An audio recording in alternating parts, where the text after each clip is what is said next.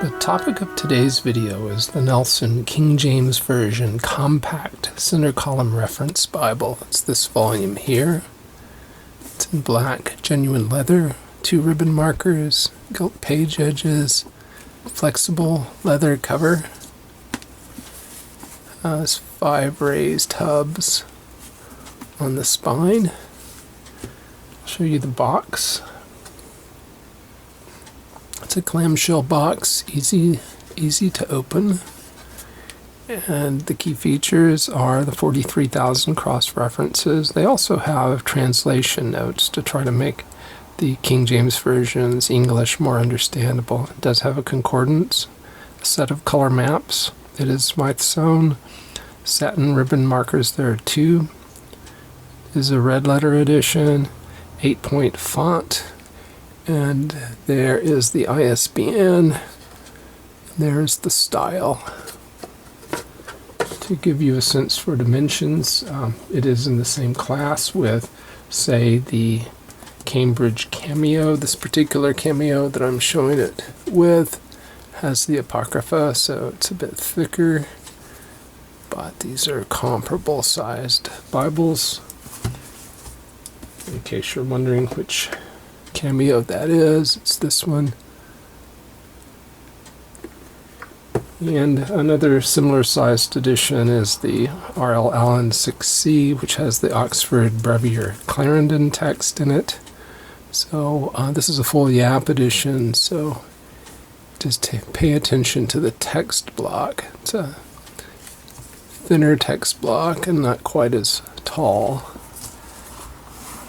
And for reference, that Bible is this one, Allen 6C. The Nelson King James Version Compact Center Column Reference Bible is 7 7/8 inches tall, almost 8 inches tall, 5.5 inches wide, and right at 1 1/3 inches thick, measured here at the spine. Looking at the interior, we see the layout is in the classic verse-by-verse 2-column style that was first popularized by the Geneva Bible. Each text column here is 41 millimeters wide. I count about 36 characters per line in each column, and you can have as many as 58 lines per page on a page where there are no breaks. The page dimensions are 191 millimeters by 125 millimeters. That converts to 7.52 inches tall, 4.92 inches wide. The margin at the top, from this line of text at the top of the column to the edge of the paper, ranges between 13 and 15 millimeters. Remember, there are 25.4 millimeters in an inch, so that's between, say, 1/2 an inch and 3/5 of an inch. The inner margin can be as much as 12 millimeters. The outer margin is in the 10 to 12 millimeters range, and the margin at the bottom of the page is between 8 and 10 millimeters. I looked through the volume, and I believe the text is usually line matched, but here's an example of where it isn't quite. You can see the dark print from the opposite side of the page. There's a little offset here, from the text on this side. In this edition, pronouns for deity are not capitalized. Words that the translators add for clarity are placed here in an italic font. And in this particular edition, also the words of Christ are in red ink. In the Old Testament, we have the standard Lord for the Tetragrammaton rather than Yahweh or Yahweh or Jehovah. The text here is not self-pronouncing, so you see no pronunciation symbols here around the word Amalekites to tell you how it should be pronounced. But if we look in our Cambridge Cameo at the same spot, you will see that there are symbols here to indicate to you how to pronounce that word. There are headings in the text. The headings are in about a 7.5 point black sans serif font that's in all caps. Sometimes you'll see similar or related passages mentioned. Here's an example in Luke chapter 6, verse 12. The 12 apostles chosen, pointing you back to a similar passage in Matthew, and one in Mark. The font in the text is advertised at 8 points. Uppercase letters like the A here and the G here, when I compare them to Times New Roman, they're about as tall as a 7.5 point capital letter in Times New Roman. The lowercase letters are comparable to 8.5 point Times New Roman characters. The line height, baseline to baseline, is 2.89 millimeters. That's about 8.2 points. You sometimes find some fading or print non-uniformity in this edition. Here we're looking at page 1050 and 1051. 1050 is quite a bit lighter than 1051. Here is an example in the black ink. Page 1083 is just a bit lighter than page 1085. There are 43,000 references in the edition. They are printed in about a 6 to 7 point font. Uppercase letters are close to 6 point. Lowercase are close to 7 point. They are tagged to the verse that they refer to. So the 33 points you back over here. Symbol A in verse 33 points you to 1 Corinthians 4:9. The B points you to Philippians 1:7. Then we also have translation notes, which is Nelson's way of modernizing the King James Version without altering the text. There are no book introductions. Each book begins on a fresh page. Book titles are at the outside top, as well as page contents. This is a left-hand page, so this number 226 refers to the first full verse on the left-hand page. If we look at the corresponding right-hand page, it's James 5:16. That's the last verse that begins at the bottom of that page. Page numbers are at the center top. Chapter numbers are large and bold in black ink. They span about 2 lines of text. We'll talk next about the paper quality. The sheet thickness is 34.1 micrometers. That allows me to estimate the paper weight at 31.2 GSM. So this is probably 32 GSM paper. There is a very light sheen on this paper. It is not distracting at all. The paper has a very pink tinge to it, and perhaps that's coming through on the camera as we look in the gutter. It's close to white, but it has this sort of pinkish color to it. There is show through. It is not particularly distracting, but I think we can see the contents through the title page here. So that gives you a sense for the opacity of the paper. Without the page in front, it looks like that. We move it in front. So as we come into the back of the volume from the end of the Apocalypse, we have a blank page, and we have a Read Your Bible in a Year plan.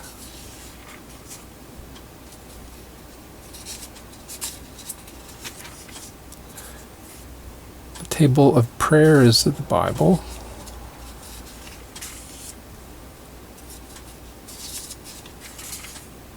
Then a concordance. The concordance is printed in about a 7 to 7.5 point font in 2 columns. It spans 115 pages.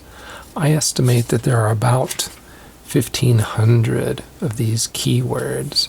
I have no idea how many of the context lines there are. At the end of the concordance, we come to the map section. That's preceded by a note regarding the type. The maps are printed on matte paper. There are 7 of them. They span 8 pages. And they are not highly detailed. They do not go into the gutter, so you do not lose geography to the binding. Then we come to paste down construction. Black coated paper liner. There are head and tail bands. They're black. Page edges are covered in gold. So this is not art gilt like the other editions that we compared it with at the beginning, but it does have gold page edges. 2 satin ribbon markers, 1 black, 1 red. The ribbon markers are 10 millimeters wide. I like that width. They're 27.7 millimeters long. They are long enough to be useful. You can see how much comes out at the corner. The genuine leather cover does have a soft feel to it. It's somewhat flexible. It is not as flexible as your typical edge-lined Bible. There is stitching along the edge of the cover. And we did mention the 5 raised hubs earlier. The binding is sewn, and the stitching is visible here at Genesis 19. I hope that's visible on the camera. There's a line of thread right above my finger. Although I did break this volume in, it will not lie open in Genesis. And as you move to the center of the volume, the text does roll away from your eye into the gutter. So you'll need, if you have older eyes, to make adjustments to make the text flat. Entering the volume from the front, we see the same coated paper liner. There's a presentation page, half title, and the full title page. The copyright page, I'll show you that a little bit closer. So we see it's division of HarperCollins, Thomas Nelson is, King James Version Compact Center Column Reference Bible, and it is printed in India. It's a first printing in 2023. You can tell it's the first printing by that 1 to the far right, and the year is off to the far left. And we have the contents. This is a 66-book Protestant Bible. We will see the abbreviations, the Epistle Dedicatory, and how to use this reference Bible in a moment. We've seen the material at the back already. So here are the abbreviations for the books. And then we simply have the Epistle Dedicatory. We do not have the translators to the readers. And then how to use this reference Bible. This is something that was fairly common in Nelson Bibles back in the 80s. I remember seeing this quite frequently then. And then additional abbreviations. Come then to the Old Testament title page and the Old Testament. And here again, this gives you a sense for the opacity of the paper. The word Genesis is visible there, but paper does quite a good job of attenuating that darkness. I mentioned earlier that the translation notes in the center column sometimes assist the reader with archaic language. Here's an example at Genesis 11:3, and they had brick for stone, and slime had they for mortar. If you want to know what slime means there, if we look down to 11:3 in the center column, we see that it means asphalt. You may have noticed also that the Nelson King James Version has thoroughly there. The Oxford Breviary Clarendon and the Cambridge Cameo, which I'm bringing over now, both say throughly. Burn them throughly. But lest you think that's a modernization, I'm looking here now at my facsimile 1611 King James Version, and it says, "Go to, let us make brick, and burn them thoroughly." From time to time, when I review King James Version Bibles, people will ask me, is this a pure Cambridge edition? And if you have never heard of that, I wouldn't encourage you to look into it any further. But if this is something that's of interest to you, the answer is no. For instance, looking here at Jeremiah 34:16, this says, "Whom he had set at liberty," rather than "whom ye had set at liberty." Here is the cameo, which says, "whom ye had set at liberty." The King James Version is very familiar to everyone, so I don't think I need to say much about its character as a translation. We'll show my continuum chart. The King James Version is the third most literal translation of those that I've scored, but I should caution you that literalness and accuracy are not the same thing. Literalness just has to do with the tendency of the translators to map words from the original language into words in the target language, in this case English. If we look at departures from the Masoretic text towards other readings, like those in the Septuagint or the Dead Sea Scrolls, we see that the King James Version rarely departs from the Masoretic Hebrew in the Old Testament. And so, in terms of the New Testament, we'll be looking at a pair of scatter plots. The first one shows Robinson-Pierpont on the X or horizontal axis. Robinson-Pierpont is here a substitute for the Byzantine text, or the majority of manuscripts that were preserved in the Eastern Roman Empire. Nestle-Aland is a modern critical edition. That's the 28th edition you see there. So all these different translations I scored in 153 locations. And the King James Version agrees to a high extent with Robinson-Pierpont, which is what you would expect, since it's based on a particular edition of a family of 16th century critical Greek New Testaments known as the Textus Receptus, which depends largely on the Byzantine text. And in this chart, I've simply replaced Nestle-Aland with the 19th century critical edition, Westcott and Hort, and you see that agreement between the King James Version and Westcott and Hort is quite low. In preparation for our font comparisons, I'm showing you a fairly close-up look at the font.